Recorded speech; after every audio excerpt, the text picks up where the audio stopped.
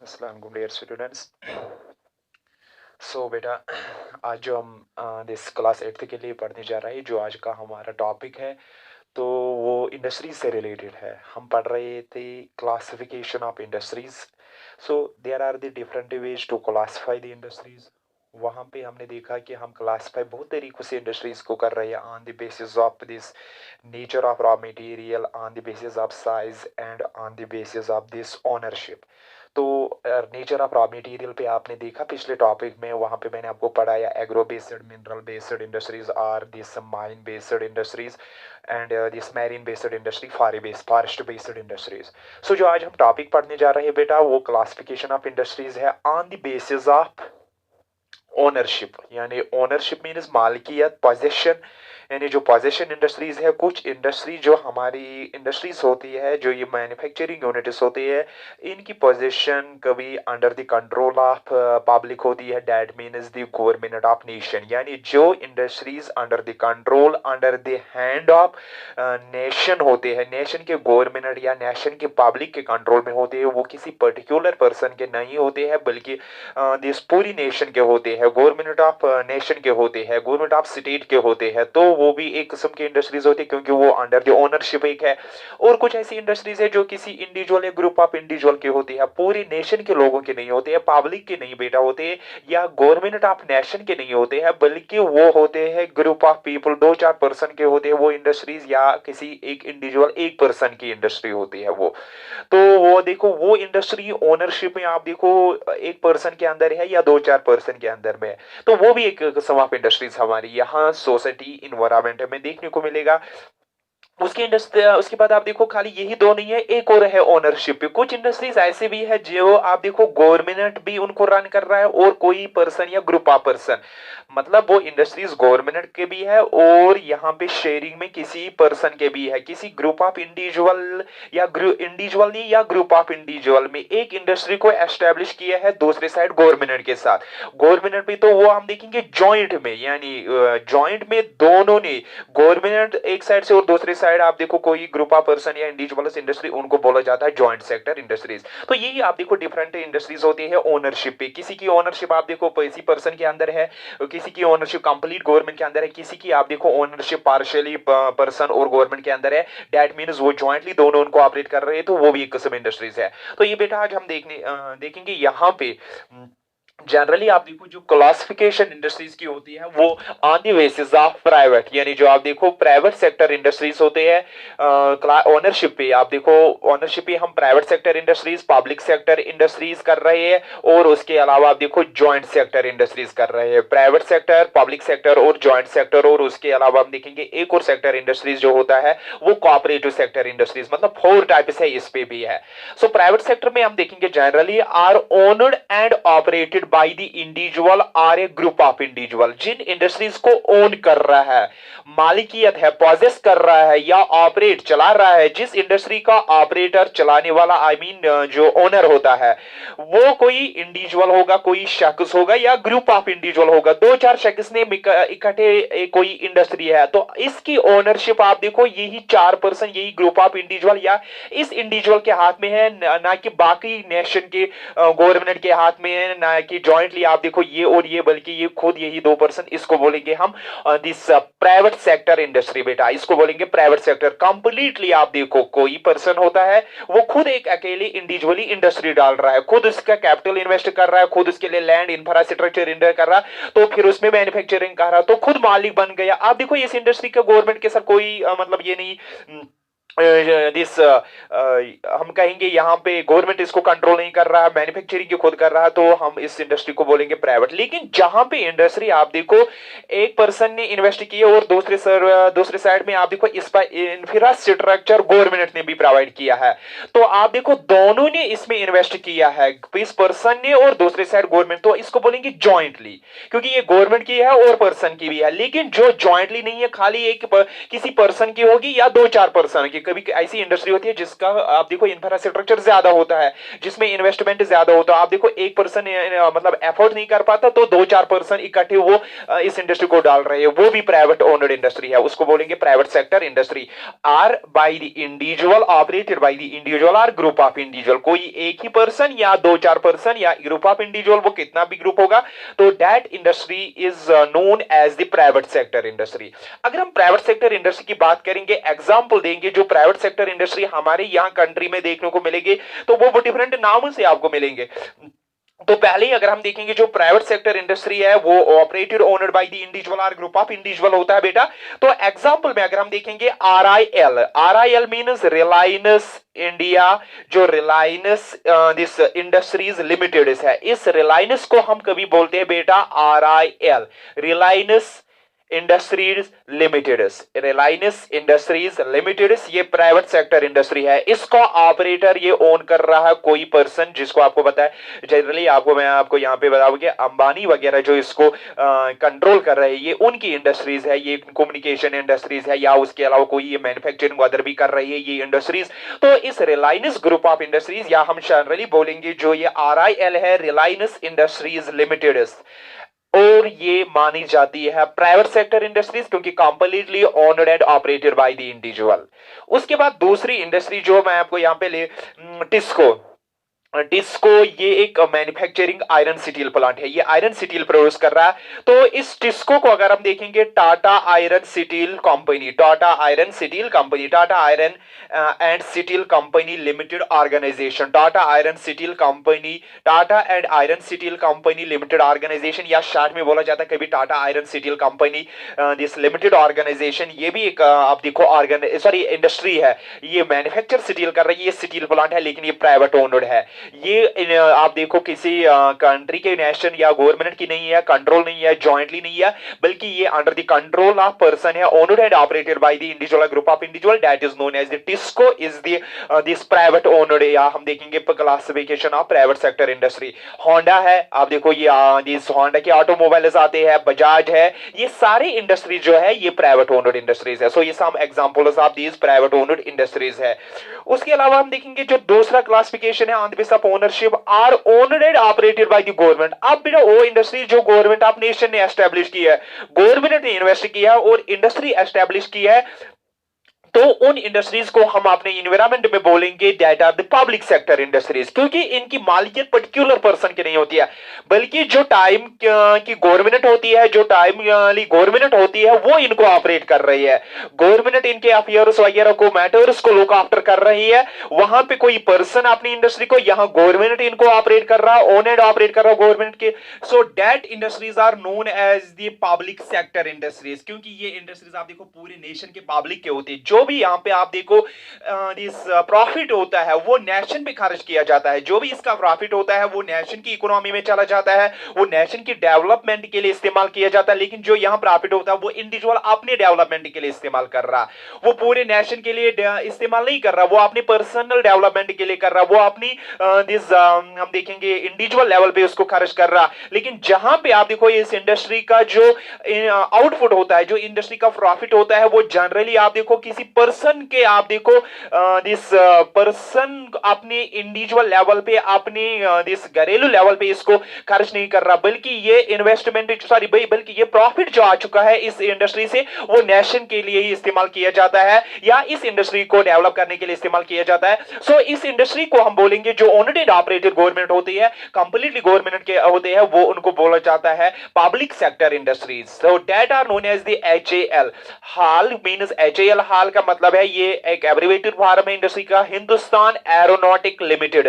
Hindustan aeronautic limited अगर आप देखो जो एक इंडस्ट्री है, ये पब्लिक सेक्टर इंडस्ट्री है, इसमें आप देखो एरोनॉटिक लिमिटेड यानी आप देखो स्पेस से रिलेटेड या बाकी आप देखो इससे दिस एरोप्लेन्स वगैरह से रिलेटेड जो इक्विपमेंट्स बनाए जाते हैं, और ये पब्लिक सेक्टर इंडस्ट्री है। और उसके अलावा अगर हम देखेंगे SAIL, SAIL, SAIL mean steel authority of India limited, SAIL steel authority of India limited, steel authority of India limited बेटा, ये भी आप देखो ये कोई इंडस्ट्री है जहां पे स्टील के पैदा किया, सॉरी जहां पे स्टील प्रोड्यूस किया जाता है, मैन्युफैक्चर किया जाता है जिस तरफ टिस्को, लेकिन ये प्राइवेट ओनड है, ये आप देखो पब्लिक सेक्टर इंडस्ट्री है। सो सेल को आप याद रखो, SAIL is the public sector industry, it is the steel iron steel plant, TISCO is also steel iron plant but it is the private owned. और HAL Hindustan aeronautic limited, it is also the public sector industry.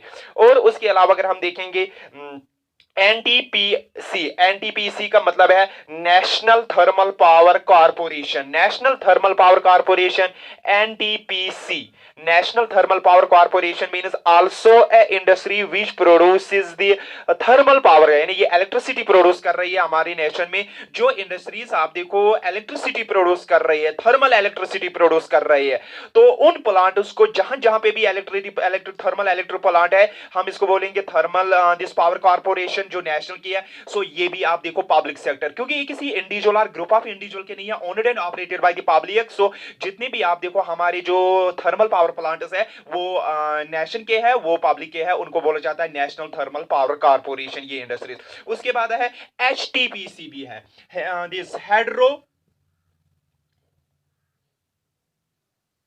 Sorry NHPC, NHPC national hydro power corporation. आप देखो जो electricity generate कर रहे हैं these water पे, यानी hydro पे, हाइड्रो मीन्स वाटर, तो वो प्लांट्स भी है, वो जितनी भी वो इंडस्ट्रीज है, जितनी भी वो प्लांट्स है, वो नेशन के होते हैं।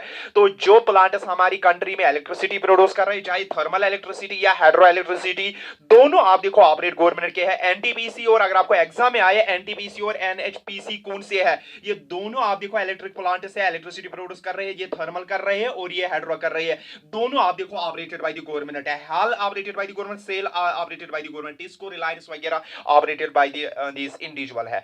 उसके बाद बेटा एक और इंडस्ट्री है जो हम देखेंगे जनरली, जॉइंट सेक्टर इंडस्ट्रीज। अब आप देखो कुछ इंडस्ट्रीज ये पब्लिक है, ये प्राइवेट है, लेकिन कुछ इंडस्ट्रीज आप देखो दोनों ने शेयर में डाली है, दोनों इकट्ठे डाल रही है। इनका कुछ इंडस्ट्रीज का अगर हम देखेंगे जो इंफ्रास्ट्रक्चर इंडस्ट्री के लिए एस्टेब्लिश करने के लिए लग जाता है कैपिटल वगैरह, एक साइड में आप देखो गवर्नमेंट दे रहा है और दूसरे साइड में कोई ग्रुप ऑफ इंडिविजुअल या इंडिविजुअल दे रहा है, एक इंडिविजुअल या ग्रुप ऑफ, दूसरी साइड गवर्नमेंट आप देखो इसका मालिक, मतलब 50-50 आप देखो यहाँ पे भी वो भी शेयर देते हैं और इस इंडस्ट्री को एस्टैब्लिश कर रही है। यानी जब इस इंडस्ट्री को एस्टैब्लिश करे तो हम इसका आप देखो ये ऑनरशिप में दोनों के आती है। एक साइड में ऑनरशिप आप देखो इसके ऑनर्स आप देखो वो इंडिविजुअल और ग्रुप ऑफ इंडिविजुअल है, या आप देखो दूसरी साइड में गवर्नमेंट जो होता है नेशन का। तो इन इंडस्ट्रीज को बोला जाता है जिनकी ओनरशिप दोनों के हाथ में होती है, which are owned and operated by the state and the individual or a group of. State means nation, यानी जो यहाँ पे नेशन है उस नेशन के जो गवर्नमेंट है, और दूसरे साइड इंडिविजुअल और ग्रुप ऑफ इंडिविजुअल, जो वो इंडिविजुअल ग्रुप ऑफ इंडिविजुअल, उनको बोला जाता है दिस जॉइंट सेक्टर, क्योंकि इसका वर्ड ही से आपको पता है ये जॉइंट में डाली गई है, इकट्ठे डाली है नेशन की गवर्नमेंट ने, नेशन की पब्लिक ने, और दूसरे साइड में आप देखो किसी इंडिविजुअल और ग्रुप ऑफ इंडिविजुअल ने।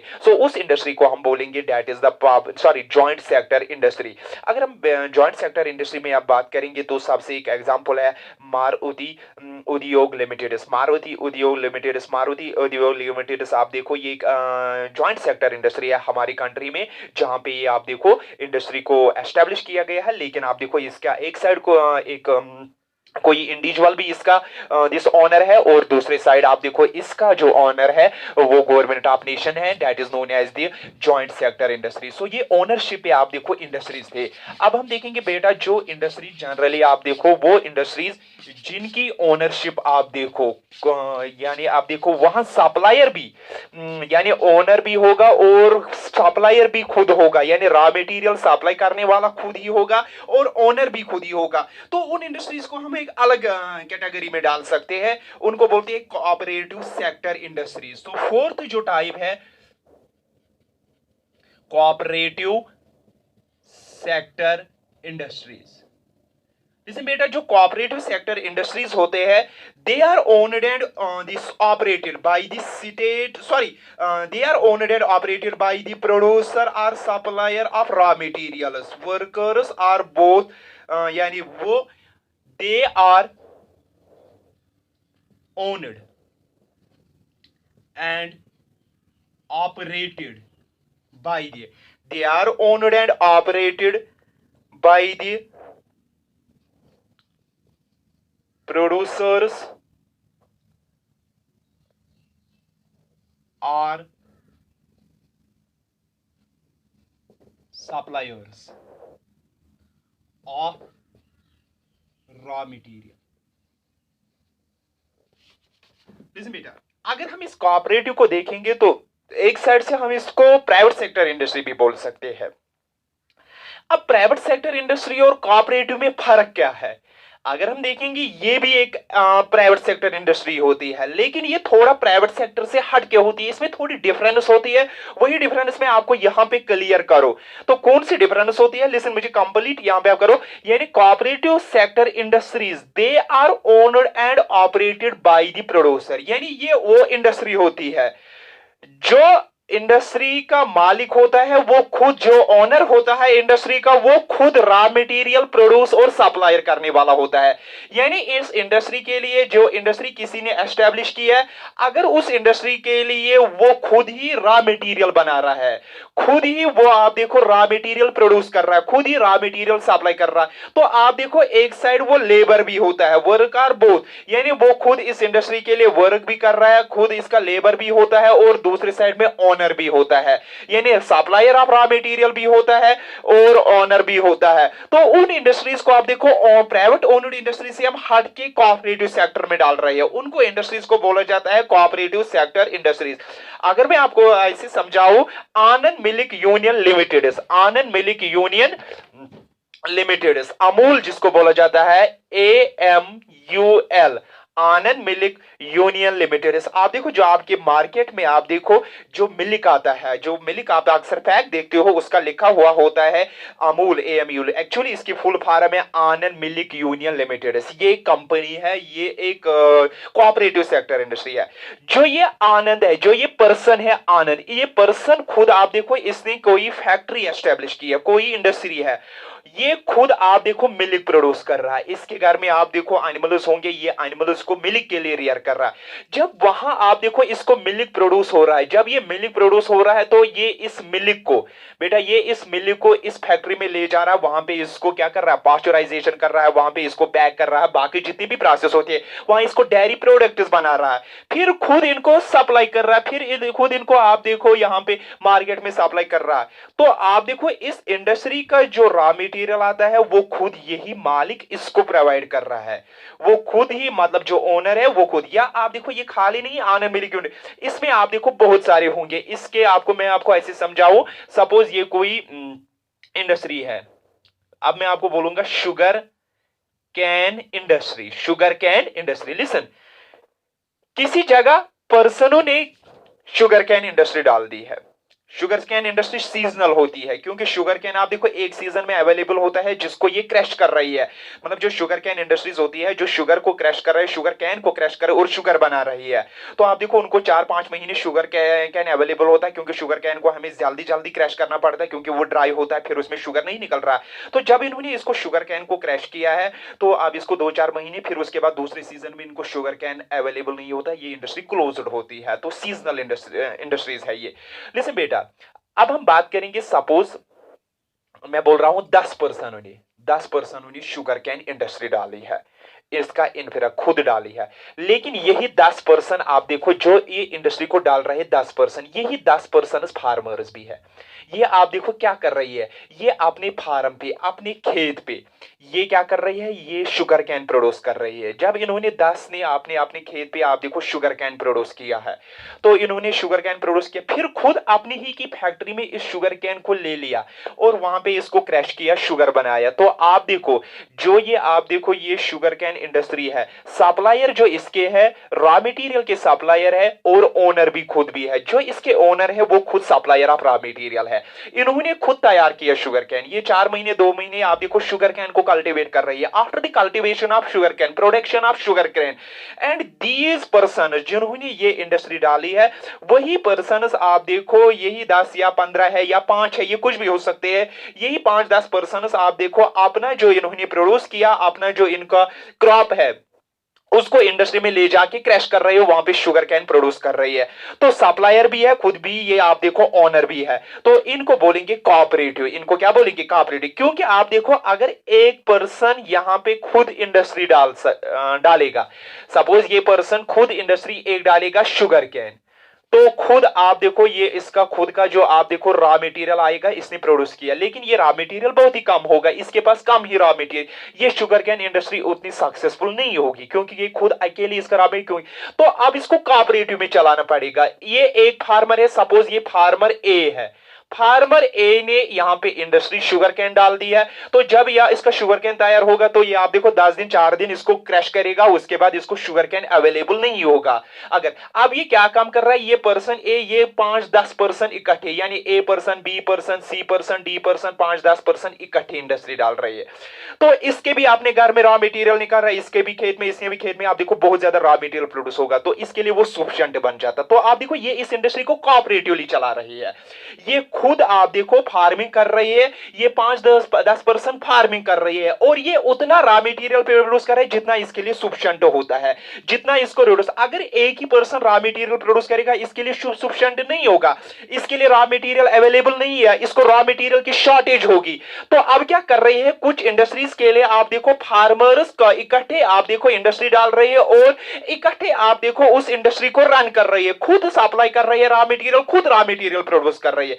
वहां ओनर्स खुद रॉ मटेरियल को प्रोड्यूस कर रहे हैं 5-10, यानी जिन्होंने ये इंडस्ट्री एस्टेब्लिश की है, यही 5-10 पर्सन आप देखो इकट्ठे खुद फार्मिंग करके या डेयरी फार्मिंग करके या एनिमल रेयरिंग करके या कोई और चीज रेयर करके इस इंडस्ट्री को चला रही है। तो इसी तरह आप देखो जो बहुत सारे शुगर इंडस्ट्रीज है वो एग्जांपल मानी जाती है किसके लिए, कोऑपरेटिव। अगर हम यूपी में देखेंगे, महाराष्ट्र में देखेंगे, वहां बहुत सारी ऐसी इंडस्ट्रीज है जिनको हम कोऑपरेटिव इंडस्ट्रीज बोल सकते हैं। शुगर कैन इंडस्ट्रीज को हम कोऑपरेटिव क्यों, वहां पे आप देखो 5-10-20% ने एक इंडस्ट्री डाली है, तो यही 5-10% आप देखो इनको अलग अलग अपने खेत होते हैं वहां पे ये प्रोड्यूस कर रहे हैं, और इनका आप देखो इकट्ठे जितना इनका प्रोड्यूस होता है वो उसके लिए एनफ रॉ मटेरियल होता है।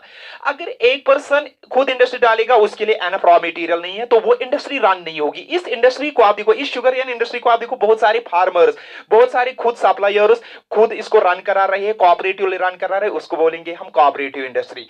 इसी तरफ अगर हम देखेंगे, ये अमूल की मैंने एग्जांपल दी, फिर से मैं आपको यहां पे बोलूं, अगर हम देखेंगे हम मिल्क कोई फैक्ट्री वगैरह जहां पे हम प्रोसेस करेंगे, तो एक पर्सन को घर में कितना मिल्क निकलेगा, एक पर्सन कितना प्रोड्यूस करेगा, तो उसकी ये इंडस्ट्री सक्सेसफुल नहीं होगी क्योंकि इसको रॉ मटेरियल की कमी होगी। अब क्या कर रही है, यानी फॉर एग्जांपल पर्सन ए ये डेयरी फार्मिंग कर रहा है, पर्सन बी डेयरी फार्मिंग कर रहा है, पर्सन सी डेयरी फार्मिंग, इसी तरह 5-10 पर्सन इसने भी मिल्क प्रोड्यूस किया डेयरी फार्मिंग करके इसने भी, तो आप देखो यहां बहुत ज्यादा मिल्क प्रोड्यूस होता है, और ये इसके लिए आप देखो सफिशिएंट रॉ मटेरियल होता है। तो आप देखो इन्होंने cooperatively A B C D ने आप देखो डेयरी फार्मिंग करके इस इंडस्ट्री को रन किया है, कोऑपरेटिवली इस इंडस्ट्री को रन किया है बेटा।